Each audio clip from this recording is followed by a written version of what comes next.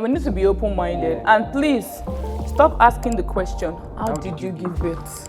Like, it's just like people asking, how did this person die? Like, it doesn't make sense. Like, how are you doing? How is the baby? How are you feeling? That should be the question you need to ask someone that just had a baby, not how did the baby come. If they want to share that testimony with you, how the baby came, fine. But if they choose not to, it's not in your place to go and start doing research on how the baby came. The baby is fine, mother is fine. That's all that matters. Welcome to our relationship series. I have two amazing sisters here. They will go ahead to introduce themselves. Okay, all right. I'm Cherish Okwande. I'm a mom. I'm a wife. That's all about me, right? Okay. How are you? Hi, my name is Mercy Bolufemi. I'm a mom, I'm a wife, and that's all for now. Okay, so just go straight to what we have for you guys today. So the first question will be, how do you incorporate intimacy during pregnancy? All right. So intimacy is one severe issues in marriage, and I have to say you have to be intentional, because even as women, when you are pregnant, you don't even feel the urge for sex. You don't even feel the urge to be loved. You don't feel loved. So one way is that we have to be intentional about it, and husbands need to understand that when a woman is going through pregnancy, there is a lot going on. There's a lot of hormones and everything. So we have to talk more. I will talk about communication. You have to communicate more, and also you have to say good words. Yeah, you have to say good words to your wife, and whether you like it or not, as women, we are committed to still give it out, whether we like it or not. I don't want to go too deep. Yes, so sometimes we don't feel like, but we just try our possible best. Yes, we still try our possible best to bring it in. Okay, how about you, Mrs. Bolufemi? Yeah, what's the question again? How do you incorporate intimacy during pregnancy? Yeah, so for me, she literally said almost everything, like everything. The number one thing for me is communication. Like most times, like it depends on what level you are in your pregnancy, because sometimes most women have high libido, most women have low libido. So it depends on whatever situation your wife is in, but you also have to like consult with your healthcare worker too, to know if a particular way, maybe there's a method you're doing or whatever that is not working for her, that is making her retreat. So you just have to communicate with your spouse and make sure that you guys are doing what's working for you and your household part time. Okay, thank you. So another one that I have is that what are the key ways one can manage, like especially women? You know, there's this body shaming once a woman is pregnant. Oh, why is your nose like this? Oh, why is your legs they are swollen? So how can you advise someone that is pregnant in that season? How can you advise them? Because it can be hurtful, those words coming from, especially from another woman to the one that is pregnant. So how can you have been in that situation before, and then you too. So how did you go through that phase, and how can you advise your fellow women? Okay, number one is self-love. You have to love yourself no matter how you feel. Even though you wake up in the morning and you see your nose is big, your face is swollen, you have to accept it, because you are trying to birth a nation here. You are not playing. It's not a shy play. So you have to accept yourself, and it's only for temporary. It's not going to be forever. So if you love yourself, no matter what anybody throws at you, you feel confident in yourself. You don't feel hurt. Like for me, there's nothing you tell me, oh, you look this, you look fat, you look that. You can't body shame me, because I love myself the way it is, and I know God is using me to raise nations. Yeah. Okay. Thank you so much. Self-love. Yeah. How about you? Self-love is very, very important. Like, regardless of what anybody says, you have to love yourself. You have to be confident in your own self. Like, this is a season I'm going through. It's not forever. So for now, I'm going through this because I'm birthing a nation, like she said. I'm giving birth to a child. Like, you are actually putting your life on the line.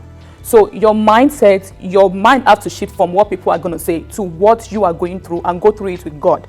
Because at the end of the day, your life is on the line, and the only person that can be there for you is God. So do not let what people will say about your nose. That's, of all the things in this world, your nose, your physique is the last thing anybody should talk to you about, because they didn't create you. So shift your mindset from what people are going to say. Whenever they say, just tell them thank you very much, God bless you, and keep it moving. Change your mindset, focus on yourself, love yourself, and that's it. They will be fine. Okay, so you said self-love, and shifting the mindset. Your mindset. Once you have the idea that, oh, this is just temporary, and I'm birthing a nation. So you were pregnant, you were once pregnant and everything. Were you in that position that people were just talking, Missy, this is your nose? How did that made you feel? For me, I think I got my response from one girl on Instagram, her name is long, literally long. She's a content creator on Instagram, and she said something. She said, whenever someone talks to you about your nose, tell them you're breathing for two. So that was my response. I'm breeding for 2. And I'm literally, you don't even know, like I'm carrying triplets. I'm breeding for 4. So it doesn't really matter as long as I'm confident in my nose and I know for sure that it's going to go down. I'm fine. So whenever that kind of stuff comes to me, my response is, and your response should be, I'm breeding for 2. So how else do you want it to be? It has to expand, Okay. so the air can go through. Okay. Yeah. And to you also, Mrs. Bolufemi, what are the key areas that you want to talk to husbands that they can assist their wives during pregnancy and after pregnancy, like the key areas that you know is very vital. Yeah. For me, I would say it's not a one size fits all, because every household have what works for them. But in a nutshell, I would say, regardless of what works for your household, think of it like if you are the one in your wife's shoe and she's going through something, which is pregnancy, which she's going through it. How do you want to be treated, and how do you want to receive love too? You understand? So for me, I think husbands should be more intentional, and they should be more like they should pay more attention to their spouses. You understand? Because, for example, you can come back from work today and you say that the kitchen, there is plate in the kitchen.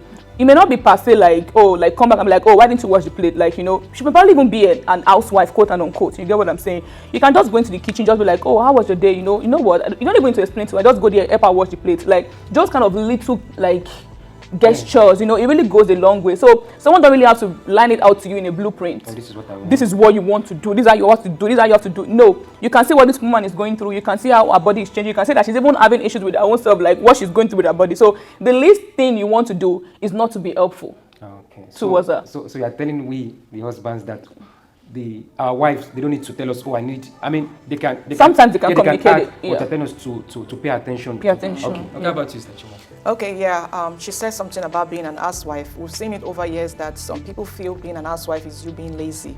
I always say being an housewife is a full-time job because you're a cook, you do the laundry, you take care of everything. You are the manager of the home, so it's a full-time job. So when you see a woman that is an housewife, she has kids, she has the family to take care of, and she's still working, is getting an extra job. Yeah, is getting an extra job. So you just need to try as much as possible to just fit in wherever. There are sometimes in women's life that you don't even feel like doing anything. You just wake up to push. So on those kind of seasons, the husbands can come in and try to fit in. It could be okay, bathing the kids for school. It could be okay, it can just be a little simple thing like just making breakfast. And before you know it, before in the afternoon, the wife is back to normal. So husbands can help in different ways, and you can also help in being nice, talking nice to your wife. Sometimes all women need is not to help me wash plates, help me cook, because for me personally, I'm this kind of person that I always want to do everything by myself. So my love language is not you helping me to do everything, but I love when you talk. When you see me doing something and you say, oh man, thank you for washing the plates. Oh, the house is looking clean, it's looking neat. So my own love language is you talking, saying nice things. Yeah, so those are ways that personally for me, my husband supports me and assists. So this question is a bit, I don't know if it's a bit off, but as a woman, because I had this idea, like I had this perspective, so I want to confirm if it's consistent to a woman's world. So when a woman is doing the courtship phase and doing marriage and doing pregnancy and doing parenting, the way that a woman is loved, is it the same thing or it differs during those seasons? You just mentioned 4 stages. Yes. So every stage, the way you want love, like, okay, you personally, does it differ? It does. Oh, okay. So can you like? It does. So in one stage, we are living the baby girl life. Just a simple phone call, you are okay. In another stage, personally for me, when I'm pregnant, I don't like taking calls. Yeah, so I don't like. So yes, but during courtship, I love. If you don't call me, I'll be like, oh, you didn't even call me since you didn't check up on me and all that. So, but when I'm pregnant, I don't like taking calls. So most time, my husband does text, like, how you doing? Just checking up on you. You understand? So things like that. So every stage have their different love languages. Yes. So when you get to postpartum, it could be that can you just go sleep tonight? I'll take care of the baby. That's another way. So it has different stages with different strategies on how we want to be loved. The reason why I asked that question was that I had to pay attention to my own wife, and I discovered that I was doing this thing when we were doing baby girl, baby boy, all this stuff. I was doing it.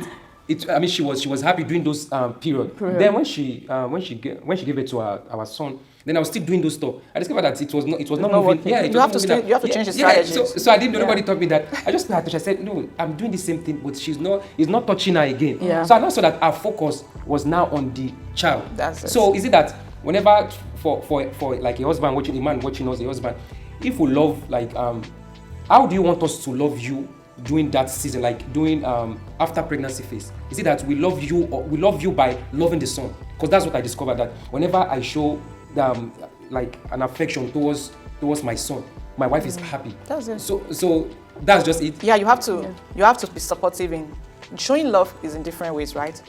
Taking care of the child in question is another way, because most time a lot of women go through what we call baby blues that we do not even discuss about. Yeah. It's very hard.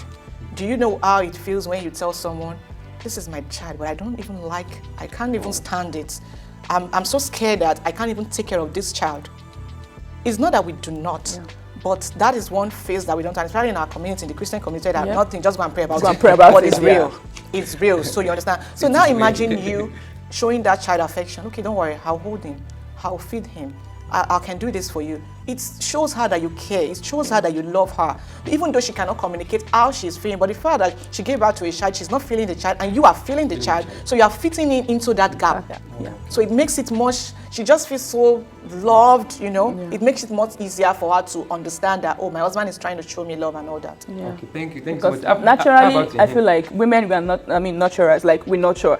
So for a woman to be feeling a certain way after she has a baby, I think it's only left for the husband to sit down and think and be like, this woman is not like this.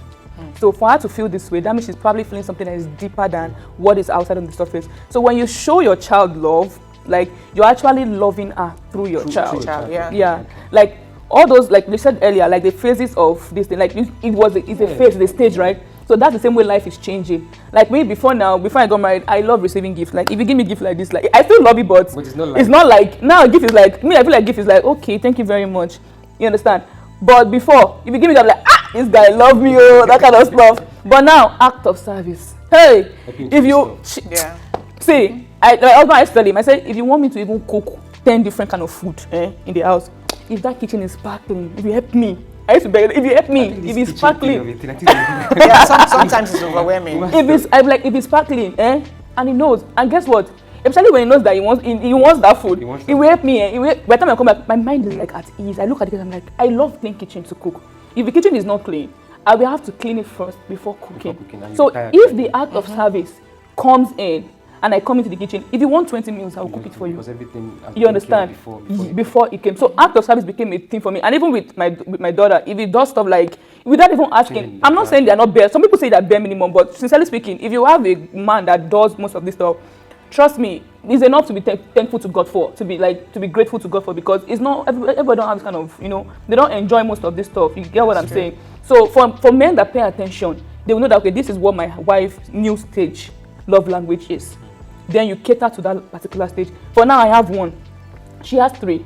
So now imagine if I'm having 3 kids. Probably it might even be love act of service times 2. So you might have to double you get what I'm saying? And maybe what's about affirmation? Maybe like I can do all this, or maybe we have people that we outsource stuff to. So I don't need you for helping me to do anything again. Now I want you to tell me that this is how you look. Oh my God, you look beautiful. You look amazing, because body will change. Everything will change. After 1 is not the same thing after 3. No. You understand? It's not the same thing. So part time with the stage going on, like you should be able to know what your wife's new love language is, and also your wife should know what's your own new love. Because men too also change. She's not only the women, because as they are pregnant, they are pregnant too. Do we change? Yes, I do change. Yes. It's true. It's vice versa. Yeah. But most times with women, we work with, we have too many hormonal changes. Yeah. So that's why you see that women, sometimes we are moving like water. One time you are okay, the other time you are. But even men too, sometimes, yes. No, I mean, we don't change that much. We don't change that much. You said that much, but But you said something that I want us to quickly discuss on. You said something about, when a woman, sometimes when they give birth, they don't feel that this is my child. I think it's about like postpartum. So is there a way to handle that phase, so that it's not as if a woman is alone? I've had a situation whereby some women, they're like feeling to kill the child. They'll be like, this is, I gave birth to this child, but I don't like the pain. So how do you manage those seasons? Okay, so like what you said is a season. Number one is if you discover your wife or your partner is having baby blues, you cannot. Oh, so it's called baby blues. Baby blues, Yeah. yes. So postpartum is baby Yes, blues. baby Okay. blues is no, baby blues is another phase of postpartum. Yes. So postpartum too has Yes, postpartum. Yeah, because some It women can don't break. even have baby blues. Some women overcome it; they don't have baby blues. Yeah. But the ones that have it, you have to always make sure that there's somebody at home with the woman taking care of that child. Yeah. Because it's a phase, at that time, must be at the woman is not thinking right. Yeah. That is just the thing. And we also have to encourage the mom spiritually, reading of scriptures, because you see most time baby blues, we say baby blues. To me, I say it's demonic. Yeah. But because how can you give birth to a child? But that is just the way it is. People go through it. So the woman needs to take her that time to feed herself more with the scriptures. But the help is very, very important. And she needs a lot of rest. Rest. She needs rest and help. yes, rest. She needs a lot of rest, and the help will make it work. Okay. Yeah, even in places that you think that she doesn't need that help, trust me, she needs it. Especially when you see that she's struggling with the baby. Like sometimes, like I remember before I had my baby, my husband said, I don't mind taking night shift. I know you like sleeping, so he would tell me I will take night shift, you take day shift, because it's just both of us. Yeah. You understand what I'm saying? But it already prepared my mind that okay, I have an helper. But trust me, when the baby came, he was there. I'm not going to lie. He really helped me, because if not for him, because one thing one of our mentors told him was, do not let Mercy go to the bathroom and lock herself. Because every time I go, I just like, I'm bruising my body. I'm like, hey, see my body, see my life, see that kind of stuff. But whenever I enter bathroom, my husband knows that I'm going there to cry. So as soon as I enter, he said no more locking of bathroom doors in this house for the next few months. And it's not because of he doesn't want me to, it's because he wants to be sure that he can open the door and say, how are you? So that period of time, he always affirmation was one of the things that he always gives to me. Oh my God, baby, you look so good. Look at this, look at the baby, look at she's so beautiful. And sometimes too, when you give birth to baby, sometimes after they've gone through all the stress they've gone through in the stomach, when they come out, they'll be like, you went through all of this stress. You look like your dad. You look like You understand? Yes. So it's real, because I had someone, that was before I even got married or anything, she was telling me about how she went to the balcony and wanted to drop her baby. And she was saying because she was saying the baby was ugly. And I know, and she was telling me then, because she was saying it in a sense that wasn't her. And this girl, looking at this girl right now, she's one of the most beautiful, little girl I've seen. So back then she was like, look at this guy, because she looked like her dad. So that was already paining her already. So her husband was around to see, and he quickly went towards her. You understand? They were like, you will not kill my child. She was like, before she got herself back and be like, even me, when I had that, when I was going downstairs, the devil, the thing was in my heart was like, what if you just sleep and just drop this child? And one thing I do again in that period of time was I rebuke you in Jesus' name. My husband was something to say, when something comes to your heart, say it out. Say it out. Mm-hmm. Yeah. So that's what I always do. I always say, I rebuke you in Jesus' name. So because, like she said, it's demonic. Yeah. You don't want to pamper it. You don't want to pamper it and be like, oh, because sincerely you're feeling that downness, you're feeling down as a woman, the depression and all that. It will want to come, right? But me, I overcame it by speaking it out. I rebuke you. I will not kill my child. My child will not die. I always say it out, and actually help me. So it's real. Help your partner as much as you can, and also speak good words to her. So people might be watching us, a man, a husband.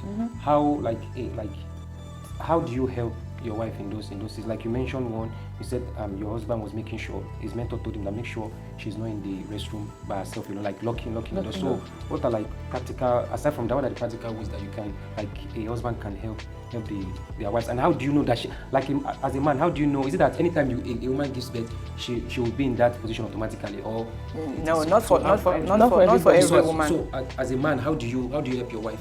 So that's why you have to you have to be sensitive in that period, because most women don't see it.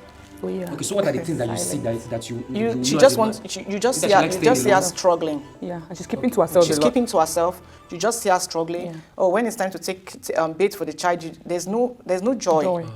Yes, there is no joy. And let me correct this impression. A lot of people say, Americans say postpartum is 6 weeks. Postpartum is not 6 weeks. It's 3 years. Yep. Wow. Yes. It's 3 years. It's not 6 weeks. Yeah. But with this environment, we say, before your body returns back to normal, it takes 3 solid years, 36 months before your body returns back to normal. Yep. So it's not like, okay, the first 6 weeks, I want to take care of my wife. So you have to study your wife all through the 3 years.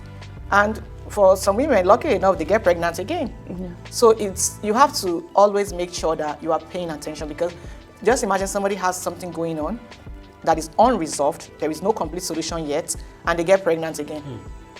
double. Then the cycle just Yes, keep going. yes, because the hormone is trying to be balanced, and And you there's are another pregnancy, pregnant. and there's a turbulence on the hormones. So that's why you have to keep paying attention. And most time I know most men don't like us going out for help. Like when we had Shiloh, that I had, your daughter? yes, my third daughter. When I had my third child, I've never had any issues ever in my life. I'm this kind of person that immediately I give birth, I'll go home and start working and everything. But when I came home, I did those things for only 4 days. I went back to straight back to the hospital. And one of the ways my husband was trying his best to help, but he was going to work. And guess what? We went to seek for help, because a church member reached out to us and said she can stay with us. I was there for a whole week. I was there, they were taking care of the baby, and they were feeding me with scriptures, like scriptures, prayer. And words. When I got back home revived. Yeah. But what if I had been at home? Oh, my wife cannot go to somebody's. My husband said, my wife cannot go to somebody's Shouldn't house. see anybody, It shouldn't would have seek for been advice. worse. Yeah. It would have been worse. But we applied the help that we had at home, and we had to reach out for more help. Yeah, so Okay, so that's matters. That's as a husband, you have to pay attention. You have to pay okay, attention. Where's your wife struggling and all that. And there's this thing again that I just want to, because I mean I'm not a woman and I cannot be pregnant here. So there's this idea of, you know, give birth like Hebrew women, and it disturbed my wife. And I had to tell her that that's by the Spirit of God. I told her, I said, what makes childbirth supernatural is not the way that the child comes out, but it is the fact that a life is growing inside you. A child that has a spirit, that has a soul, bones, heart, liver, everything is growing inside. It's a mystery. So I thought, I said, this is the mystery. This is supernatural childbirth. Supernatural childbirth is not the process by which the child comes out, but the idea that God gave that a child can grow. So is there what's the key difference giving birth? Because to me, both of them are natural. So I don't know if I'm wrong. No, you're not. You are completely right. You're completely right. You are completely right. I always say you deliver like the Hebrew women. The definition to me personally by revelation is that when you give birth, it takes faster for you to recover. Okay. I don't care if it's C-section. I don't care if it's vaginal birth, because I don't call it natural birth. Both are natural. Yeah. So I don't care, but the speed for you to recover, the speed for you to come out of it is different. So that's super. And the fact that you birthed a baby, a life came through you, that is already supernatural. That is what they say you deliver like the Hebrew women. But you know, with society, they said, oh, if you have C-section, you are this. So you're not a woman. You're not a Yes, we never had any of our kids through C-section.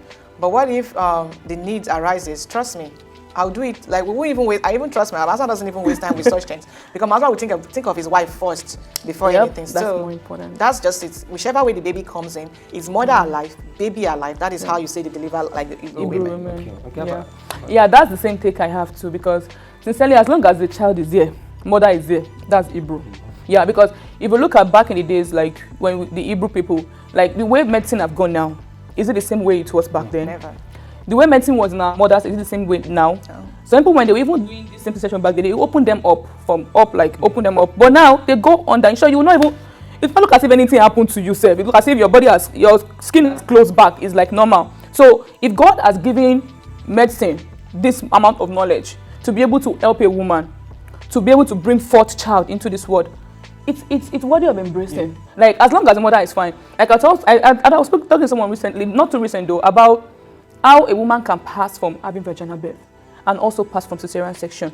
So it's not like as if it's a win-win, or oh, I have vaginal birth and then nothing can happen to me. You can have preeclampsia, you can have like, it's a lot of stuff that can happen. Even the same thing with C-section too. Someone can go in and that's it, and someone can have vaginal birth and that's it. But the main thing is you are having a child, you are fine, mother is fine. So if they call for a cesarean section, please do not deny it. Go for it, because your life and your child's life is important. There is nothing as important as mommy and baby coming out alive. Do not risk your life because you feel quote and unquote what people will say. People will be fine. You are betting a nation. And please, for your nation to come, if that's the route the nation decide, because I talk to people that your child will decide how they want to come. If you like, pray all the prayer. If God has said this is the route this child is coming, there is no way. There's not, like, come on now. Don't risk your life for anything. However, when the baby want to come, let them come. And let me too add to what she said is, I always ask women, most time when women call me and say, oh, the doctor said it's C-section, the first question I ask is that, when this baby grows, will somebody ask you, which method did you give birth to the child? Oh, when somebody sees you and say, oh, mom, is this your child? Yes. Is this C-section or vaginal birth? It doesn't really count. So it doesn't count anymore. Yeah. And the fact that, okay, I gave birth through vaginal birth doesn't mean that I'm the strongest woman, or because I didn't take epidural, doesn't mean that I'm the strongest woman ever. It's not making any sense, because we have to always think about the safest route to take. And I feel that my safest route is vaginal birth. And somebody, I remember one of my friend, my friend, called me. Oh, my wife is in the hospital. They want to. I told him. I said, if that's what the doctor said, go ahead. It doesn't mean that the person that did through vagina is stronger, is better than the person that did through C-section. So the most important factor is what is the doctor saying, and just trust God that any method is still the best, and it's still natural. It's not the process. It's that a child grew in you. You know, I think Ecclesiastes chapter 11 verse 5 it said, so as you don't know how bones grow in her that has a child, so you don't know the work of God. Yeah, so we need to balance it. Okay, what is the doctor saying? Because I'm not a doctor, you are not a doctor. So the doctor has seen something. This is the safest way for you to do this. You know, and it has been. Also, okay, you can go ahead. And again, I always like, for someone like me, before I even go to see any physician, the first thing I do is, Father, put the right words. Give them the wisdom to handle this situation. So whenever I go to the hospital and the doctor says this, it's always aligned to what God wants. Yes, it's always. So it's very, very important too when you are going, because we always pray for the right doctors to be on duty and everything. So, and the doctor is not telling you this is the way out, and you said no, and you already prayed. So I don't get it. So if you are confident in the God that you serve, that is a God of answers prayer. I've been to the hospital to see my physician before. I was like, God, what's going on? What is this and that? And I got there, and the physician said, okay, so I want you to pray more, study your Bible. This is real. Yes. Wow. This is real. I want you to pray more. I was like, oh, since I gave birth, when I sleep, I wake up in the night. I don't know what wakes me up. She said that means it's warfare. Wow. When you wake up, open your mouth to pray. A physician. And when she wants to wrap it up, she said, this is what the Spirit of God is speaking through me. And I remember my prayer point when I was driving there, like, what is going on? I don't understand. So we have to trust the process. Yeah. Thank you so much. So in writing up this video, I've just asked you a question. I know you have three warriors. three female warriors. So how do you balance taking care of them, different age brackets, and balancing your professional business, and also taking care of your husband? How are you able to do those three things? That's an awesome question. So for the different age brackets, I deal with every of my kids individually, because I have a child that is quiet. I have another one that she's an Holy Ghost filled girl.